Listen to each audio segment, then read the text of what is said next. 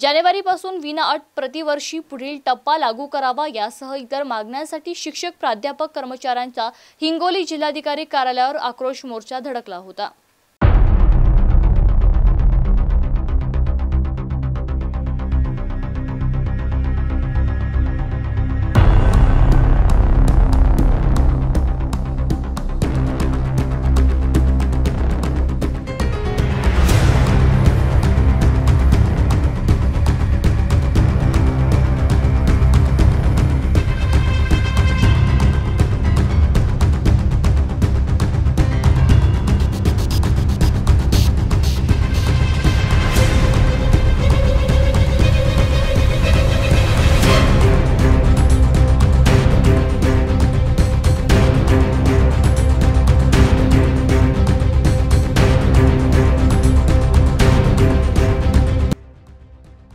हिंगोलीमध्ये शाळेच्या 100% अनुदानाच्या मागणीकरिता शिक्षकांनीच मोर्चा काढला होता। 20 वर्षांपासून अनेक शाळांना केवळ 20%च अनुदान आहे, त्यामुळे अनेक शिक्षकांच्या कुटुंबावर उपासमारीची वेळ आली आहे। अनेकदा मागणी करून सुद्धा प्रशासन दुर्लक्ष करत असल्याने याच मागण्यांसाठी चक्क शिक्षक, प्राध्यापक, कर्मचारी यांनी एकत्रित येत हिंगोली जिल्हाधिकारी कार्यालयावर मोर्चा काढला होता। यावेळी आंदोलकांनी राज्य शासनाच्या विरोधात जोरदार घोषणाबाजी केली। तसेच शिक्षकांच्या मागण्या 15 ऑगस्ट पूर्वी मान्य कराव्यात, अन्यथा पुढील काळात शाळा, महाविद्यालय बंद ठेवून शिक्षक आझाद मैदानावर बेमुदत धरणे आंदोलन करतील आणि 65,000 शिक्षक त्यांच्या कुटुंब नातेवाईकांसह निवडणुकीच्या कामावर बहिष्कार टाकतील असा इशाराही यावेळी देण्यात आलाय। आंदोलनानंतर जिल्हाधिकाऱ्यांमार्फत मुख्यमंत्री यांना निवेदन पाठवण्यात आले आहे।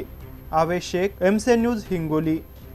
याचं कारण म्हणजे आमच्या शिक्षकाला मागच्या दिवाळीच्या सुट्ट्यामध्ये आझाद मैदानावर शिक्षण मंत्र्यांनी स्वतः आश्वासन दिलं होतं की 1 जानेवारी 2024 पासून पुढचा वाढीव टप्पा देऊ आणि त्यानंतर नैसर्गिक वाढीव दरवर्षी आम्ही याला टप्पा वाढ अनुदान देऊ। त्यासाठी त्यांनी तिथं आले, स्वतः भेटले, पेढे चारले, आणखी काय करंज्या आणल्या, घरचं काही सगळं काय चारलं, पण अद्याप GR काढलेला नाही। आज जवळपास तो आश्वासन देऊन 5-6 महिने झाले शिक्षक आमचे उपाशी आहेत, म्हणून शिक्षकांना आज आक्रोश मोर्चा काढावा लागला। आणि या आक्रोश मोर्चा मार्फत एकच आमच्या शिक्षकांचा इशारा आहे शासनाला की आम्हाला जास्त आता उपाशी ठेवू नका। आमचे 17-18 वर्ष झालेले आहेत, आमचे लेकर बाळ उपाशी आहेत, अन्यथा आम्हाला पुढच्या 40 दिवसामध्ये 63,000 शिक्षकांना रस्त्यावर उतरावं लागेल आणि आम्हाला शासनाच्या विरोधात भूमिका घेऊन आम्हाला सरकार बदलावं लागेल, त्याशिवाय आम्हाला पर्याय नाही। शासनाकडे हीच मागणी आहे की 63,000 जे शिक्षक आहेत तर हे 20 वर्षापासून अनुदानाच्या प्रतीक्षेत आहेत। शासन त्यांना अनुदान देत नाही, त्यामुळे हे अनुदान त्यांनी वितरित करावं आणि 100% अनुदान दिल्यानंतर त्यांचं समाधान होईल आणि ते तुम्हाला मतदान करतील। जर समजा 100% अनुदानित नाही झालं आणि नाही दिलं अनुदान तर ते कंप्लीट विरोधात मतदान करतील। विद्यार्थी म्हणत आहेत, गुरुजी तुम्ही आम्हाला शिकवलंय, आम्ही घडलोय, आज आम्ही पोलीस झालोय, आज आम्ही डॉक्टर झालोय, आज आम्ही इंजिनियर झालोय।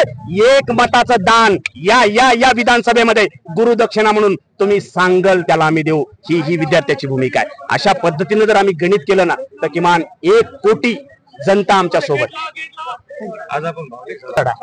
आता मी माझं भावना ही काही माझी एकट्याची नाही, अक्षरशः आमचे आई वडील, बऱ्याच जणांचे आई वडील पगार न पडता गेले। माझ्या कॉलेजचा एक शिक्षक बांधव बिन पगार निवृत्त झाला। आज 63,000पैकी 25,000 शिक्षक, ही आकडेवारी सरकारकडे आहे। आपल्या मीडियाच्या माध्यमातून माझी सरकारला विनंती आहे की 25,000 शिक्षक 2030 पर्यंत सेवानिवृत्त व्हायले। म्हणजे आज तुम्ही आम्हाला 100% दिलं पाहिजे, 20% नकोय।